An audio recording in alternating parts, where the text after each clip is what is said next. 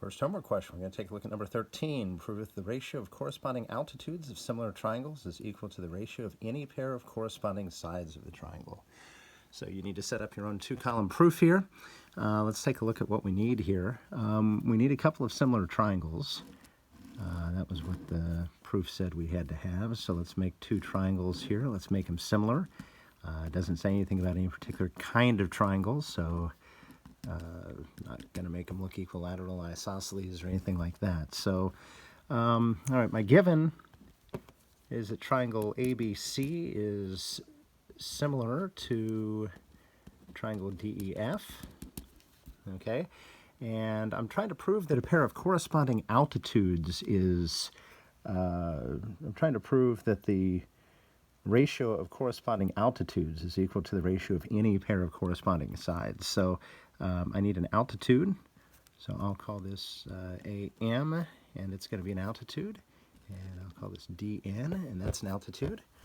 So I'm going to say here that AM and DN are altitudes, and then I need to prove that the ratio of any pair of corresponding altitudes is equal to the ratio of any pair of corresponding sides.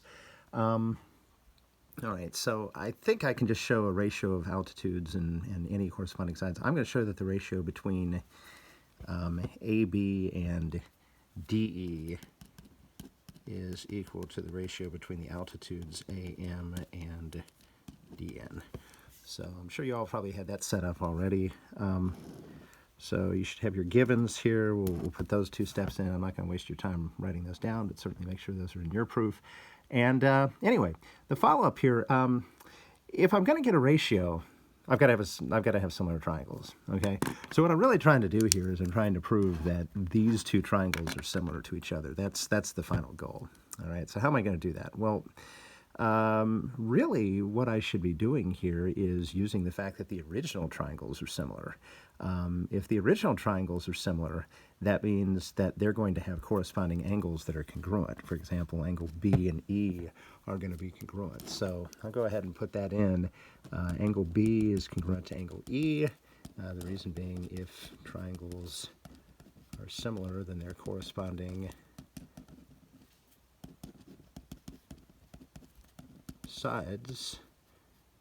corresponding angles are congruent, okay? And then remember we have altitudes. So we have a right angle there and we have a right angle there. So we can say that angle AMB is a right angle.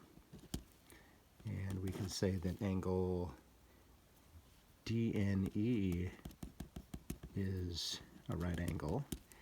And of course the reason for both of those is the altitudes. If a segment is an altitude, then it intersects the side to which it is drawn.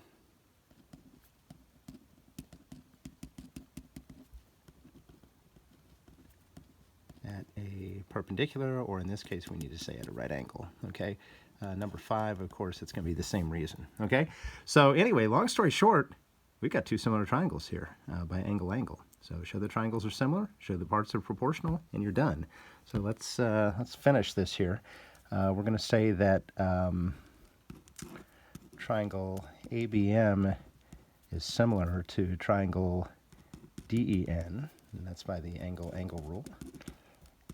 And then we will say that, well, we can go ahead and set our proportion up then. We can say, so we're comparing AB to DE. Those are corresponding parts of similar triangles. So AB over DE is equal to AM over DN.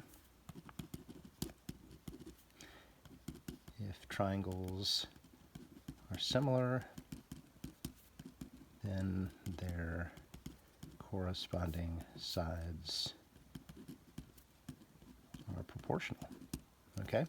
And that's all that needs to happen. So if you remember from earlier in the year, we proved that corresponding medians, corresponding angle bisectors, corresponding altitudes of congruent triangles were congruent by proving that the little partial triangles were congruent. Now we're just basically doing the same thing. We're showing other kinds of parts of two similar triangles are going to be proportional if the triangles are similar. So very much just a slight extension of an idea we'd already worked with previously.